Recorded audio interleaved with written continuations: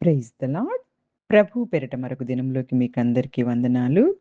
ఈ దినము పరిశుద్ధాత్మ దేవుడు మన కొరకు ఏర్పాటు చేసుకున్న వాక్య భాగము యోహాను సువార్త 7వ అధ్యాయము 37-53 వచనాలు ధ్యానం చేసుకుందాం. ఆ పండుగలో మహాదినమైన అంత్యదినమున యేసు నిలిచి, ఎవడైనను దప్పిగొనిన ఎడల నా యొద్దకు వచ్చి దప్పి తీర్చుకొనవలెను. నాయందు విశ్వాసముంచువాడెవడో లేఖనము చెప్పినట్టు వాని కడుపులో నుండి జీవజల నదులు పారునని బిగ్గరగా చెప్పెను. తనయందు విశ్వాసముంచువారు పొందబోవు ఆత్మను గురించి ఆయన ఈ మాట చెప్పెను. యేసు ఇంకను మహిమపరచబడలేదు కనుక ఆత్మ ఇంకను అనుగ్రహింపబడి ఉండలేదు. జనసమూహములో కొందరు ఈ మాటలు విని, నిజముగా ఈయన ఆ ప్రవక్తయే అనిరి. మరికొందరు ఈయన క్రీస్తు అనిరి. మరికొందరు ఏమి క్రీస్తు గలిలయలో నుండి వచ్చునా? క్రీస్తు దావీదు సంతానంలో పుట్టి దావీదు ఉండిన బెత్లెహేము గ్రామంలో నుండి వచ్చునని లేఖనము చెప్పుటలేదా అనిరి. కాబట్టి ఆయనను గురించి జనసమూహములో భేదము పుట్టెను. వారిలో కొందరు ఆయనను పట్టుకొనదలిచిరి గాని ఎవరునూ ఆయనను పట్టుకొనలేదు. ఆ బంట్రోతులు ప్రధాన యాజకుల యొద్దకును పరిసయ్యుల యొద్దకు వచ్చినప్పుడు వారు, ఎందుకు మీరు ఆయనను తీసుకొని రాలేదని అడుగగా, ఆ బంట్రోతులు, ఆ మనుష్యుడు మాట్లాడినట్టు ఎవరునూ ఎప్పుడూ మాట్లాడలేదు అనిరి. అందుకు పరిసయ్యులు, మీరు కూడా మోసపోతిరా? అధికారుల్లో గాని పరిసయ్యుల్లో గాని ఎవరైనను ఆయన యందు విశ్వాసం ఉంచినా? అయితే ధర్మశాస్త్రం ఎరుగని ఈ జనసమూహము శాపగ్రస్తమై ఉన్నదని వారితో అనిరి. అంతకు మునుపు ఆయన యొద్దకు వచ్చిన నికోదేము వారిలో ఒకరు. అతడు ఒక మనుషుని మాట వినక మునుపును, వాడు చేసినది తెలుసుకొనక మునుపును మన ధర్మశాస్త్రము అతనికి తీర్పు తీర్చునా అని అడుగగా, వారు, నీవును గలిలయుడవా? విచారించి చూడుము. గలిలయలో ఏ ప్రవక్తయు పుట్టడు అనిరి. అంతటా ఎవరింటికి వారు వెళ్ళిరి. హల్లెలూయా, హల్లెలూయా. పరిశుద్ధ దేవుడు ఈరోజు ఈ వాక్య భాగం ద్వారా మనతో మాట్లాడడానికి ఇష్టపడుతూ ఉన్నారు. ఆ పండుగలో మహాదినమైన అంత్యదినం అంటే చివరి రోజనమాట. వాళ్ళు చేసుకుంటున్నటువంటి అంటే ఫీస్ట్ ఆఫ్ టాబర్నకల్స్ అంటారు. లేకపోతే గుడారాల పండగ అని గూడా అంటారనమాట. ఆ పండగ చివరి రోజు ప్రజలకు అక్కడ గొప్ప ఆహ్వానం ఉంది. యేసుక్రీస్తు ప్రభువారు గూడా చాలామంది ఆ దినము వచ్చున్నారు కాబట్టి పరిశుద్ధాత్మను గురించి అక్కడ బోధిస్తూ ఉన్నారు. ఇంకక్కడ ప్రజల్లో చాలా భేదాలు మొదలైపోయినాయి. అక్కడ ప్రభువారు ఫస్ట్ మొట్టమొదటి దప్పిగొన్నవాడు నా దగ్గరకొచ్చి త్రాగును. అంటే ఎవరికైనా దప్పికైతే నా యొద్దకొచ్చి నన్ను విశ్వసించిన వానికి అంతరంగంలో నుండి జీవజల నదులు నేనిస్తానని చెప్పగానే, వాళ్ళందరూ ఆ యొక్క పండుగలో మామూలుగా ఏం చేస్తూ ఉంటారంటే, అక్కడున్నటువంటి ఆ సిలోవామ్ అనే చెరువు దగ్గర నుంచి నీటిని తీసుకొచ్చి దేవునికి సమర్పిస్తూ ఉంటారనమాట. అందుకనే ప్రభువారు ఎప్పుడు గూడా వాళ్ళు చేస్తున్న పనులను బట్టి అక్కడున్నటువంటి ఆ సమయాన్ని ఉపయోగించుకొని వారికి వాక్యం అర్థమయ్యేలాగా చెప్పడానికి ప్రయత్నం చేసేవారు.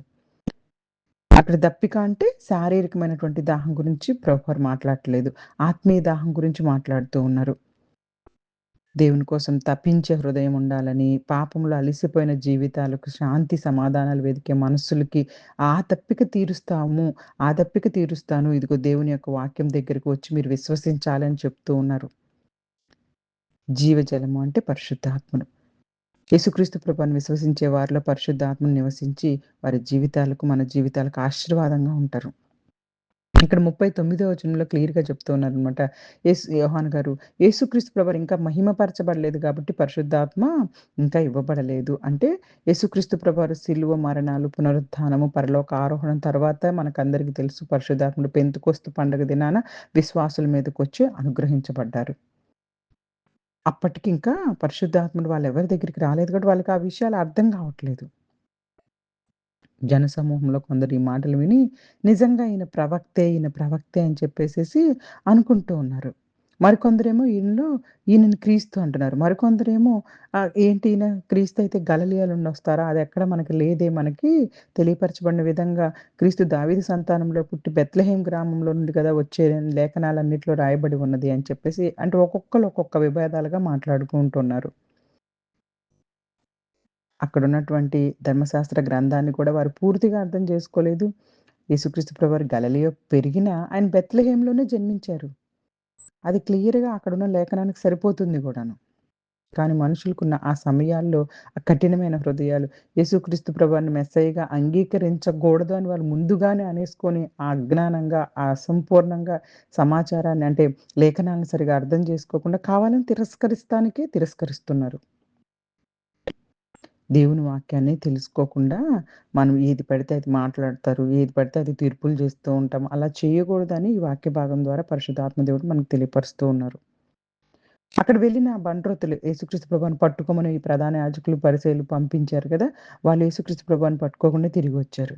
ఎందుకు పట్టుకోలేదు? ఆయనను ఎందుకు తీసుకురాలేదు? అని చెప్పి వీళ్ళు అడుగుతున్నప్పుడు అక్కడ వాళ్ళేం చెప్తున్నారంటే ఆ భటులు, "ఈ మనుష్యుడు మాట్లాడినట్టు ఎవ్వరు ఇంతకుముందు ఎప్పుడూ మాటలాడలేదు" అని చెప్పేసి.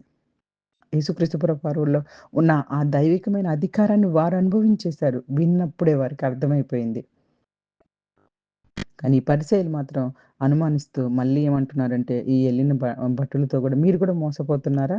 అసలిక్కడున్నటువంటి పెద్ద పెద్ద అంటే మాకు ధర్మశాస్త్రం బాగా తెలుసని వాళ్ళకి గర్వం ఎక్కువ గదా! ఆ దినాలలో. వాళ్ళేమంటున్నారు, ధర్మశాస్త్రం ఎరిగిన ఈ జన సమూహమేమో శాపగ్రస్తమైంది. పరిసయ్యులు అయిన మేము లేకపోతే ఇక్కడున్న అధికారులు లేకపోతే ఇక్కడున్నటువంటి పెద్ద పెద్ద వాళ్ళెవరైనా అసలు ఆయనను నమ్ముతున్నారా? మీకు ధర్మశాస్త్రం తెలియకనే మీరిలా జేస్తున్నారని జెప్పేసి అక్కడున్న ప్రజలని, పాపం భటులని తిడుతున్నారు వాళ్ళు. ఆ గర్వం వాళ్ళకుంది గాబట్టి దేవుని సత్యాన్ని చూడకుండా ఆగిపోతున్నాయి వాళ్ళ కళ్ళు. విధేయత చూపిస్తే దేవుని స్వరం మనకు వినపడుతుంది. దేవుడే మనకు సహాయం చేస్తారు వాక్యం అర్థం జేసుకోవడానికి. కానీ గర్వంగా నాకన్నీ తెలుసు అనుకునే వారికి ఏమి కూడా ఎవరము సహాయం చేయలేము. ఇక్కడిప్పుడు నికోదేము అనే ఒక వ్యక్తి మనందరికీ తెలుసు. అంతకు మునుపు కూడా యేసుక్రీస్తు ప్రభువారికి ఒక రాత్రికాల సమయంలో వెళ్లి ఆయనకున్నటువంటి కొన్ని డౌట్స్ అన్నీ కూడాననమాట దేవుని దగ్గర అడిగి తెలుసుకున్నారు. అతనిప్పుడు మళ్ళీ మాట్లాడుతున్నారనమాట. అతను కూడా ఒక పరిసయ్యుడే. ఒక మనిషిని అతని మాట వినకముందు, అతడు చేసింది తెలుసుకోకముందు మన ధర్మశాస్త్రం శిక్షిస్తుందా అని చెప్పేసి. అంటే ఆయన యేసుక్రీస్తు ప్రభువాన్ని పూర్తిగా అప్పటికి విశ్వసించకపోయినా, సమర్థించకపోయినా కొంచెం న్యాయంగా మనం విచారించాలి కదా! అని తెలియపరుస్తున్నారనమాట. ఆయన మాటలు మనం విని పూర్తిగా అప్పుడు కదా మనం చేయాలి. ఆయన మాటలను వినకుండానే మనం ఒక మనిషి మాట పూర్తిగా వినకుండా, ఆయన చేస్తున్నయి తెలుసుకోకుండానే మనం శిక్షలు వేసేస్తానికి, ఆయనను పట్టుకొని చంపేయడానికి మీరెందుకు ప్రయత్నం చేస్తున్నారని వాళ్ళని కొంచెం వ్యతిరేకిస్తున్నారు. అక్కడున్న వాళ్ళందరూ కూడా నికోదేము గారిని గూడా ఎగతాళి చేస్తూ, "నువ్వు గూడా గలిలయుడివా?" అని చెప్పేసేసి ఆయనను ఎగతాళి చేస్తున్నారనమాట. వారు దేవుని న్యాయాన్ని అస్సలు ఇష్టపడట్లేదు. సత్యాన్ని తెలుసుకోవాలని అసలే ఇష్టపడట్లేదు. ఆ తర్వాత అక్కడ మనకి రాయబడి ఉన్నది, ప్రతివారు ఎవరింటికి వారు వెళ్ళిరి. అంటే పండగయిపోయింది. ఎవరింటికి వారు వెళ్ళిపోయారనమాట. ఇక్కడ యేసుక్రీస్తు ప్రభువును పట్టుకోవాలనే ఆ భయంకరమైనటువంటి కుట్రలు అందరూ చేస్తున్నప్పటికి కూడా దేవుడి సమయము, దేవుడు నిర్ణయించిన సమయం ఇంకా రాలేదు కాబట్టే ఆయనకి ఆ సమయంలో ఎలాంటి హాని జరగలేదు. యేసుక్రీస్తు ప్రభువారు ఈ లోకంలోకొచ్చాక ప్రతిదీ కూడా ఆయన జీవితం అనేది దేవుని చిత్తానుసారంగా ఆయన సమయంలోనే జరుగుతాయి.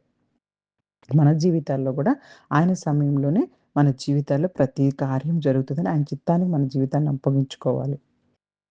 హల్లెలూయా! హల్లెలూయా! కాబట్టి గర్వం పనికిరాదు. ఆనాడున్న పరిసయ్యులు, అధికారులకి ధర్మశాస్త్రం అంతా తెలుసనే గర్వంతోటి దేవుని మాటనే వినకుండా హృదయాలు కఠినం చేసుకుంటున్నారు. అలాంటి హృదయాలు మనకెవ్వరికీ ఉండకూడదు. కాబట్టి ఈ యొక్క వాక్య భాగం ద్వారా మనం నేర్చుకోగలిగిన విషయాలు, ముఖ్యమైన విషయాలు ఏంటి అంటే, ఇదిగో నన్ను విశ్వసించిన వానికి అంతరంగంలోని జీవజల నదులు ప్రవహించును అని ప్రభువారు తెలియపరుస్తూ ఉన్నారు. కాబట్టి మన జీవితంలో, లోకంలో ఉన్న ఈ సంపదలు, ఈ బయట ఉన్నటువంటి పరిస్థితులు, ఈ గౌరవాలు, లేకపోతే మనకి పేర్లు, ప్రతిష్టలు ఇవన్నీ కూడాను మన హృదయాల్లో ఉన్నటువంటి దాహాన్ని మార్చలేవు. యేసుక్రీస్తు ప్రభువారే నిజమైన శాంతి, నిజమైన ఆనందం, నిత్య జీవాన్ని ఇస్తారని నమ్మాలి. విశ్వాసంతో ఆయన దగ్గరకొచ్చిన ప్రతి ఒక్కరిని పరిశుద్ధాత్మతో నింపి మన జీవితాలను ఆశీర్వాదంగా దేవుడు మారుస్తాడు. చిన్ని వాక్యాన్ని దేవుడు ఆశీర్వదించి దీవించును గాక. ఆమేన్. God bless you all.